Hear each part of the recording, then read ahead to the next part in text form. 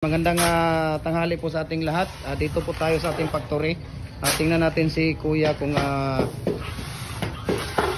anong mixing po niya dito. Ilang karatilyang buhangin ito, Kuya? Ang gamit po nila dito na buhangin ay screen sun. Ayan, no. Ilang karatilyang buhangin, Kuya? Tatlo. Hindi, yung sa isang karatilya mo. Sa isang sako, ilang karatilyang buhangin? 6. Yung painsan mo? Marana. Isang karatilya na painsan, 5 karatilya na buhangin. Yung screen sun. Ang molasses mo? Dua tanan. 2 cans na sardines, yung maliit.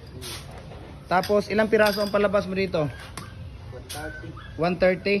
Ayan, commercial po ito, idol, no? Ang ginagawa ni Kuya, number 4 po na Hollow Blocks commercial.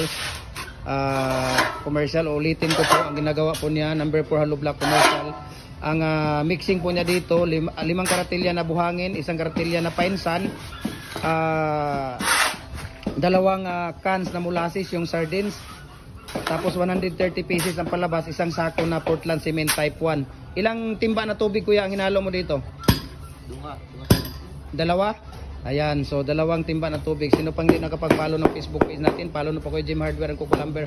Ang concrete products, Balulang Brands, Jim Hardware and Coco Lumber. Ang concrete products, Kanituan Brands, Jim Hardware and Coco Lumber. Tambo, Magasandig Brands, Felix Tan Pagikan Jr. Ang Facebook